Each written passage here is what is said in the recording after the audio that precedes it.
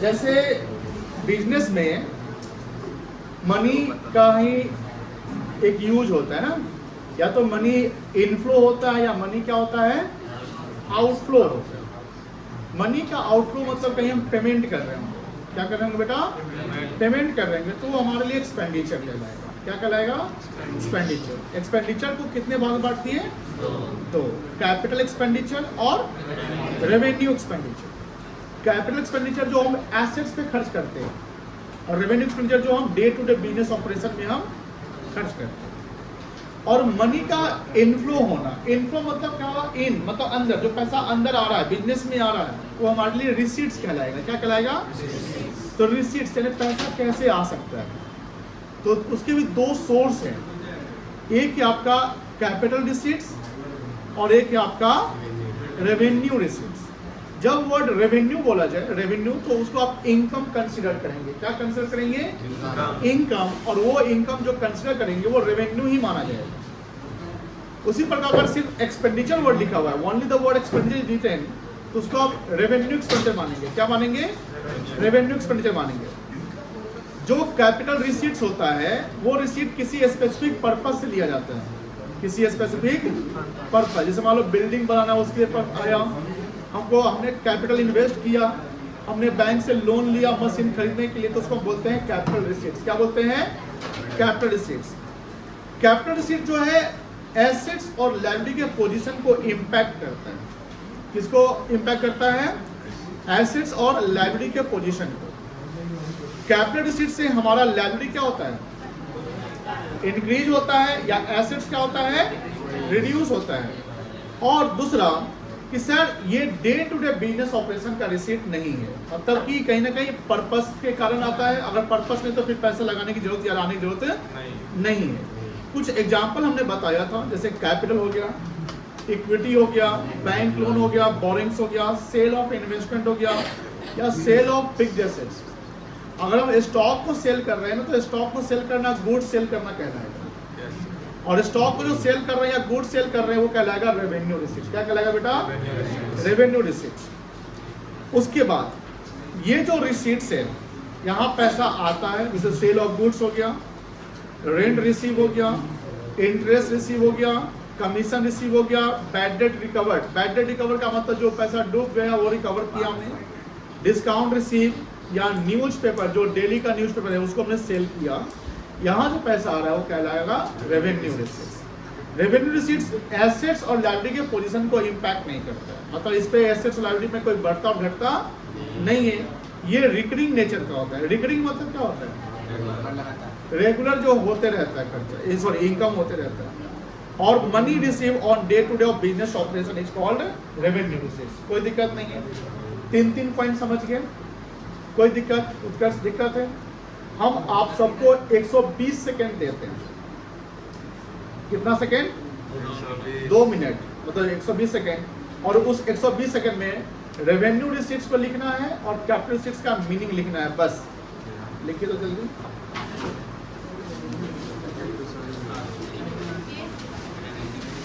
नहीं, कॉपी में ही लिखिएगा, ऐसा पेज नहीं फाड़ना है, कॉपी में लिख लीजिए जल्दी।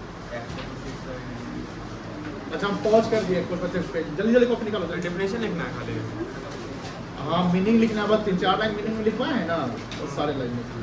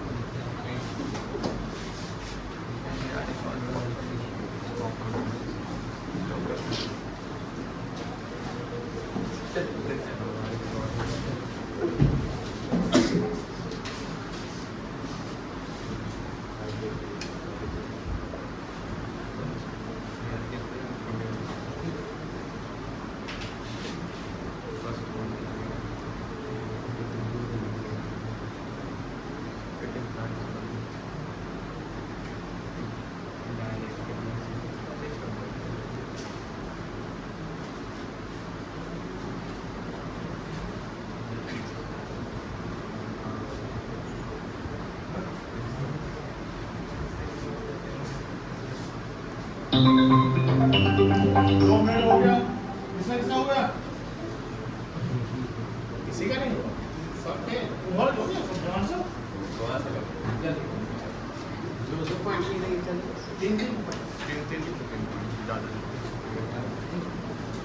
ओके, पूरा छूट गया ये सर। यस,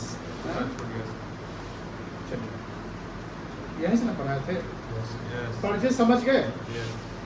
परचेज जिसका हम ट्रेड करते हैं, जो सामान हमने गुड्स खरीदा उसको परचेज कहेंगे। गुड्स का मतलब जिसका हम ट्रेड करते हैं, है ना, जिसका प्रोडक्शन करते हैं बेचने के लिए।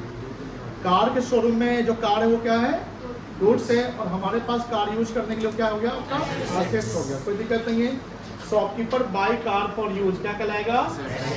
सेल का मतलब जिस गुड्स को हम सेल करते हैं वो सेल में आ जाएगा। कोई दिक्कत नहीं है। और सेल कंसिडर करेंगे, तो परचेज कंसिडर करेंगे गुड्स को खरीदते समय, सेल कंसिडर करेंगे गुड्स को बेचते समय। कोई दिक्कत नहीं है। अब आप बात कर रहे हैं रिटर्न की। रिटर्न मतलब वापसी।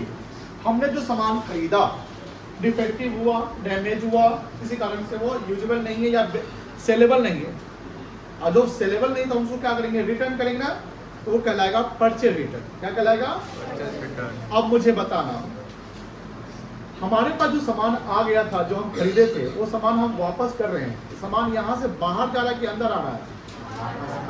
बाहर जा रहा है ना। तो इस परचेज रिटर्न का एक और नाम बनेगा return outward.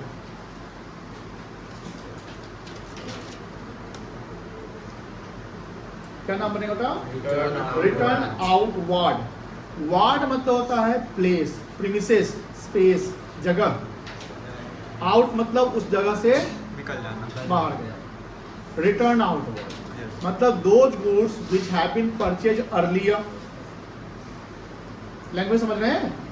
Those goods which have been purchased earlier मतलब वह गुड जिसको हमने पहले खरीद लिया था। इज नाउ बिकम डिफेक्टिव, वो डिफेक्टिव हो गया, देन बी रिटर्न। अब जब हम उस गुड्स को रिटर्न कर रहे हैं तो वो सामान हमारे यहाँ से बाहर जा रहा है, सप्लायर के पास चला पहुंच गया, तो उसको बोलेंगे रिटर्न आउटवर्ड। क्या बोलेंगे बेटा? Return outward. तो रिटर्न आउटवर्ड या परचेज रिटर्न दोनों का मतलब सेम है। ये कब होगा? जब खरीदा हुआ सामान को वापस करेंगे तो कहलाएगा परचेज रिटर्न। कोई दिक्कत नहीं है, लिखिए इसके बारे में। दो goods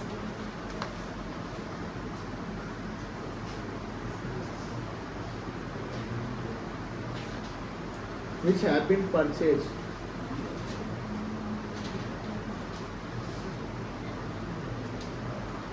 earlier and then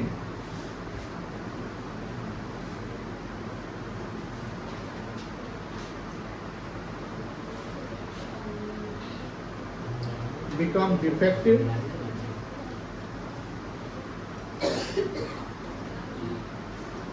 and now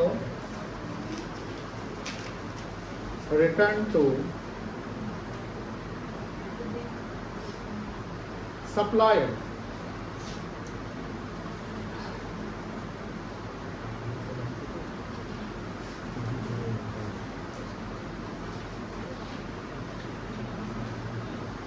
clear? अब सेल्स रिटर्न है, सेंसिबली बताइएगा इसका भी दूसरा नाम क्या बन सकता है? Return inward. Very good. क्या होता है सेल्स रिटर्न, इससे आप बता सकते हैं? बताइए, आराम से बताइए, कोई दिक्कत नहीं। अगर किसी चीज़ को बेचे तो वो सेल्समैन के पास वापस आ जाए। यस, जैसे हमने सामान बेचा तो कस्टमर के पास चला गया, अब उसको खराब मिल गया, या कुछ सामान कहता है भैया ये उसको वापस ले लो, तो मेरे लिए सेल रिटर्न क्या लगेगा ना। तो सामान जो हमने बेचा वो चला गया था, वो सामान फिर वापस मेरे पास आ गया रिटर्न में, तो रिटर्न क्या कहलाएगा? इनवर्ड। रिटर्न इनवर्ड कहलाएगा। क्या कहलाएगा? इनवर्ड। कोई दिक्कत नहीं है।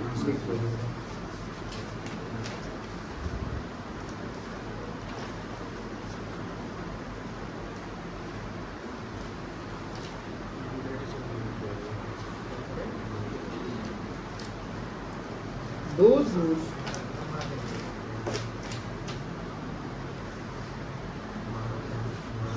which have been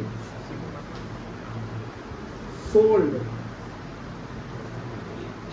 earlier and then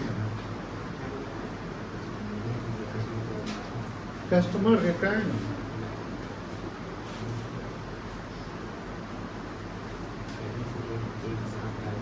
to us.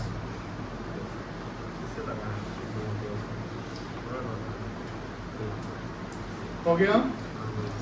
अच्छा, बैड डेट जो वर्ड था उसको लिखवाए थे कि ओरली समझाए थे? बैड डेट का ओरली समझाए थे ना? Yes. बैड डेट लिखो। ये सारे कीवर्ड अकाउंटिंग टर्म्स में यूज होते हैं।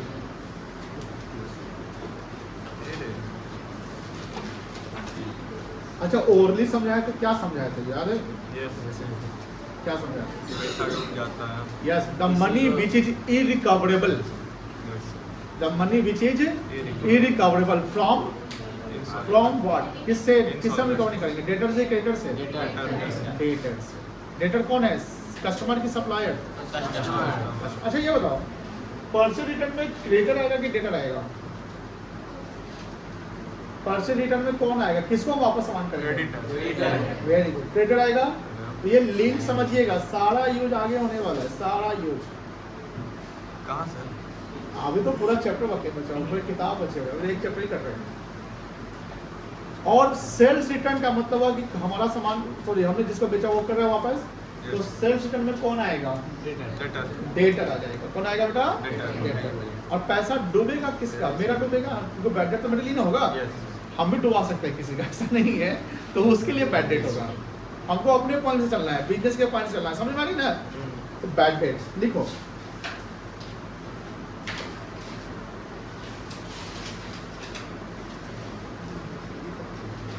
The money which is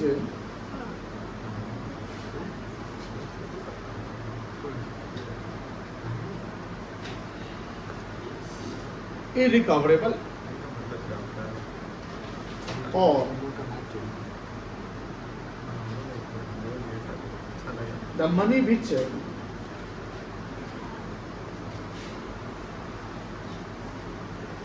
could not be recovered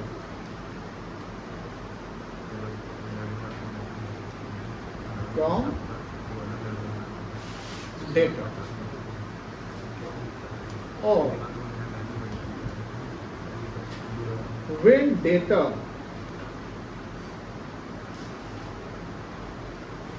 becomes insolvent। Insolvent का मतलब बता सकते हैं? कंगाल। वाह। अच्छा, अकाउंटिंग मतलब कंगाल नहीं लिखेंगे, क्या लिखेंगे वहाँ पे? अकाउंटिंग में हिंदी में क्या दिवालिया लिखेंगे। क्या लिखेंगे बेटा? दिवालिया। तो जब डेटर बिकम इंसॉल्वेंट होगा तो वहाँ पैसा डूब सकते हैं ना? When debtor become insolvent. हाँ, बैंकरप्ट कह सकते हैं। बैंकरप्ट और इंसॉल्वेंट से थोड़ा डिफरेंस है। बैंकरप्ट में क्या होगा कि आपको कोर्ट से आपको उसका सर्टिफिकेट लेना पड़ेगा कि हम दिवालिया होगा, उसको बैंकरप्सी कहते हैं। यहाँ कोर्ट से सर्टिफिकेट लेने की जरूरत नहीं है। अच्छा, आपको अगर पैसे भी हो लेकिन कोर्ट आपको सर्टिफिकेट दे दिया कि तुम दिवालिया कहलाएगा, तो गए दिवालिया, तब कोई रिकवर पैसा आपसे नहीं करेगा। When debtor becomes insolvent, then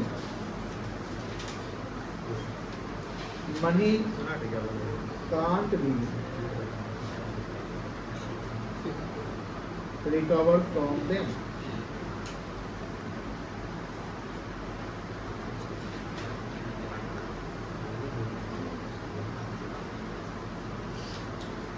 कोई दिक्कत नहीं है।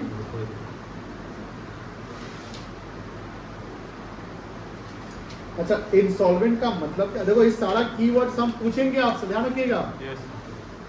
इंसॉल्वेंट का मतलब क्या हुआ? व्हेन, दिवालिया तो अब इंग्लिश से लिखना है। When the person who are unable to pay. अच्छा, वो अपना लायबिलिटी पेमेंट करने में अनेबल होगा कि एसेट्स पेमेंट करने में अनेबल होगा? एसेट्स कैसे? अरे बाबा, गड़बड़ कर रहे। लायबिलिटी ना हम पेमेंट करते हैं, एसेट तो हम रिकवर करेंगे ना। तो हम अपने लायबिलिटी को पेमेंट करने में फेल हो जाए, नहीं पेमेंट करेंगे, पैसे नहीं, हम नहीं पेमेंट कर पाएंगे, तो हम क्या हो जाएंगे? दिवालिया हो जाएगा। टू पे हिज लायबिलिटीज और डेट। अच्छा, इसको क्या पढ़ोगे? इसको प्रोनाउंसिएट कैसे करोगे? डेट की डेट, बी साइलेंट होगा। डेट डेट मतलब होता है कर्ज। क्या होता है बेटा? कर्ज। When the person was unable to pay his debt, it's called insolvent. एक मूवी देखिएगा, रजनीकांत का मूवी शिवाजी द हाँ बॉस। सर आप बताए थे हम देख लिए। देख लिए? बताने के बाद देखा कि पहले देखा था? पहले भी देखे। फिर देख लिए? Yes. समझ में आ गया दिवालिया? Yes. Good.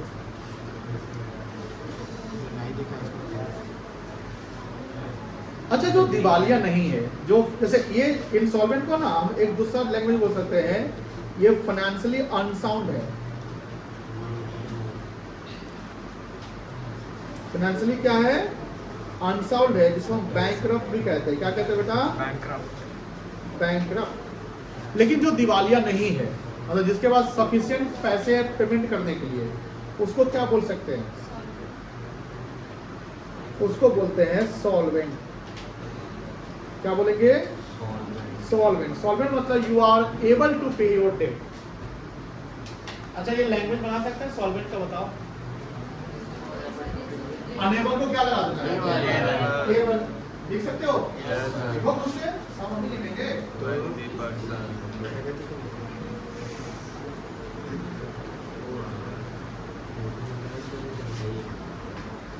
able to pay his liability.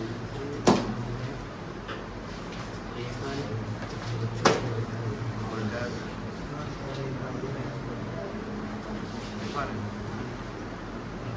Optimistic होने लग जाएगा।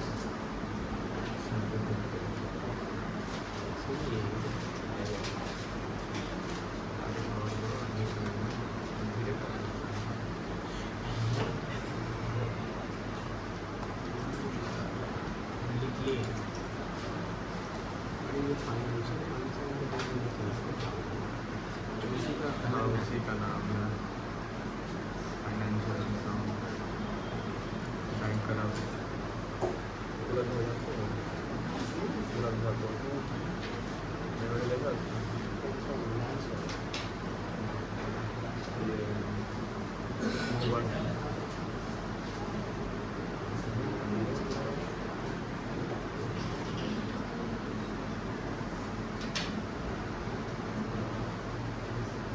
हो गया? Yes. Sound.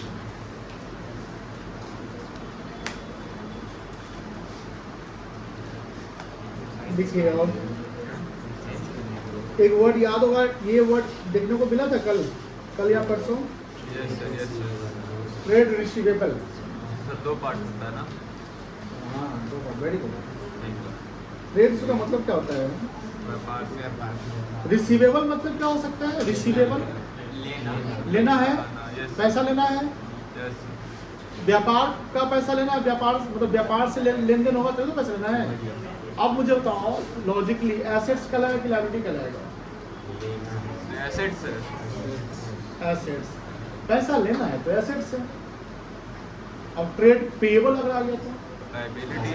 पैसा देना है Yes, तो sir. क्या हो गया? Liability. लायबिलिटी। समझना है, ये याद नहीं करना है कि ट्रेड सबको एसेट्स ही बोलना है भाई, मतलब समझ लो, एसेट समझ में आ जाएगा, लायबिलिटी समझ आएगी ना। Yes. लिखो, the money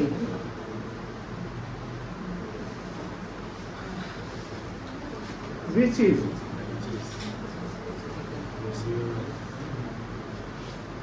receivable from debtor, किससे रिसीवेबल होगा वो? Later. डेटर से। और credit sale of goods,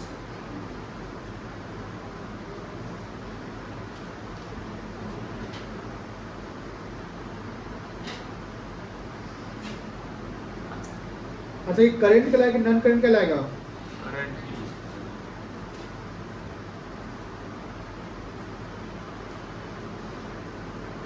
current assets. Highlight करते हैं आप लोग? फेयर में करते हैं। फेयर का सबमिशन के लिए कोई डेट बताया था कि नहीं अब तक? बताया था लेकिन नहीं लिया था। कल का बताया था क्या? नहीं सर। एक दो दिन बोले, पहले बोले थे, यस सर। अब रिसीव नहीं किया हाँ तो सर। दिखा चाहिए ना तुम लोगों को। तो लोग भी तो इसी हो गए, निकल गए। ये शिवांश बोला था। अच्छा, ट्रेड टेबल को कैसे लैंग्वेज बना सकते हैं? ट्रेड टेबल का the money visit table, paper यहाँ फ्रॉम के ऊपर टू लगाना पड़ेगा, टू क्रेडिटर, है ना? लिख दो। बनाओ।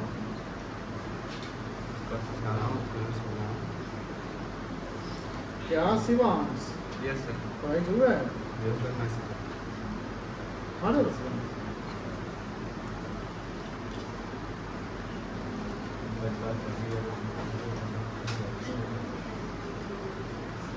क्रेडिटर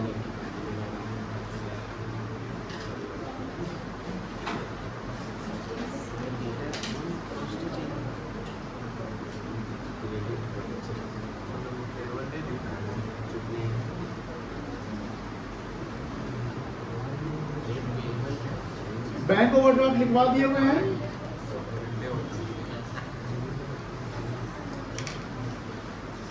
प्रीपेड एक्सपेंस लिखवा दिए थे। हाँ, क्या होता है एसेट की लायबिलिटी? लाइब्रेरी होता है। तब आपको कॉन्सेप्ट नहीं पता है, प्रीवियस का मतलब बताओ। पहले पैसे देते हो खर्चा है, खर्चा होने से पहले दे दिए ना, तो खर्चा नहीं करोगे तो फिर रिकवर करोगे, क्या होगा? वो मेरा हो गया। एसेट्स। वो मेरा प्रीपेड एक्सपेंस क्या हो गया? Outstanding expenses liability. Income advance क्या होगा? एसेट की liability. Income advance, income advance ये शायद हमने कल बताया था, नहीं बताया था? परसों बताया था। इनकम एडवांस यानी इनकम बनने से पहले हम पैसा ले लिए। हम अगर पैसे काम में नहीं करेंगे तो हमको वापस करना पड़ेगा पैसा। क्या कहलाएगा? लायबिलिटी कहलाएगा। क्या कहलाएगा? लायबिलिटी। कोई दिक्कत नहीं है कि बैड डिस हो गया।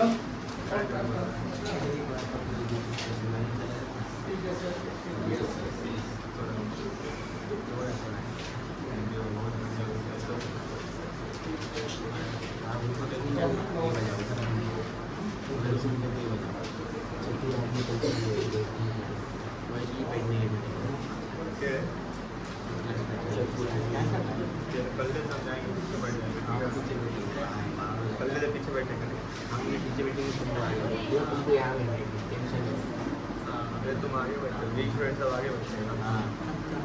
तुम एक्स्ट्रा ऑर्डिनरी है, तुम सबसे आगे बैठे। पीछे बैठे हैं हम ये टॉपर के बाद वो हो गया है। चलिए आगे हो गया। अच्छा हाँ, एक चीज और लिखेगा, ट्रेड रिसीवेबल में दो आइटम आ जाएगा, आगे देखना है हम लोग को। ट्रेड डिस्काउंट और कैश डिस्काउंट। नो, इसमें आएगा डेटा वाले में प्लस बिल्स रिसीवेबल। क्रेडिटर कहाँ सुन ली?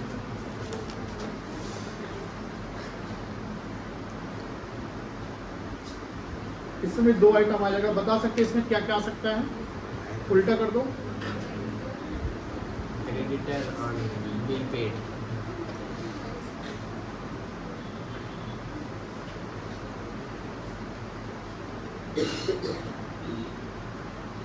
प्रॉफिट समझते हैं, इसी को हम गेन कहते हैं। क्या कहते हैं? गेन। प्रॉफिट और गेन मतलब फायदा कि नुकसान? फायदा कब होगा? जब सेल कॉस्ट से ज्यादा होगा तब, या सेल कम होगा कॉस्ट ज्यादा होगा? Cell cost. Very good. तो सेल्स माइनस कॉस्ट कह सकते हैं बेटा।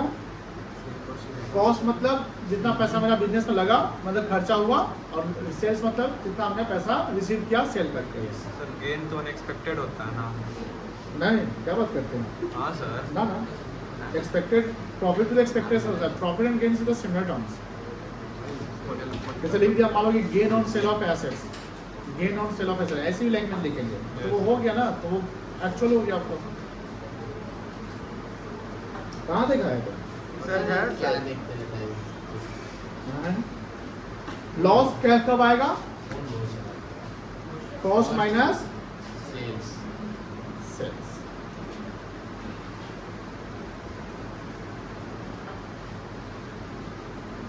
बाद में कर लेना गूगल, बाद में कर लेना, देखना लेना करते हैं, क्या हम डिस्कस करना, ठीक है ना?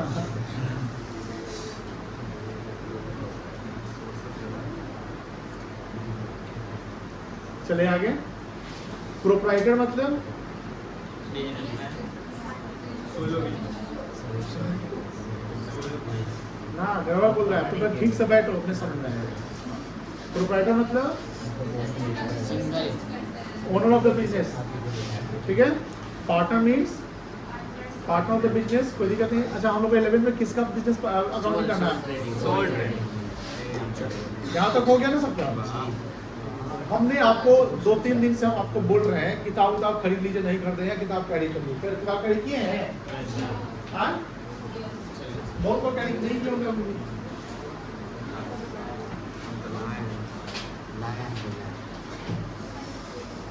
कुछ सवाल हम बनवाएंगे आपसे, बना सकते हैं ना? हाँ, नहीं बनेगा, तो टाइम में बनवा देंगे।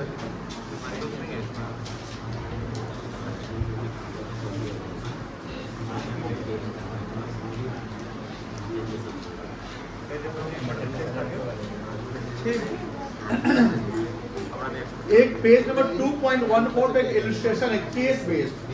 ये सवाल आज नहीं कल करेंगे, सॉरी कल नहीं, जिस दिन खुलेगा, अभी कल बात नहीं। एंड ये सवाल आपको घर से प्रैक्टिस करके, पूरा कहानी है, पूरा केस स्टडी है, एंड देन उस पे लगभग 10, 5, 15 दिन 18 क्वेश्चन, बड़ा मजेदार है। हम लोग करेंगे तो एमसीक्यू, क्या करेंगे? एमसीक्यू कर लिया एमसीक्यू। Yes, sir.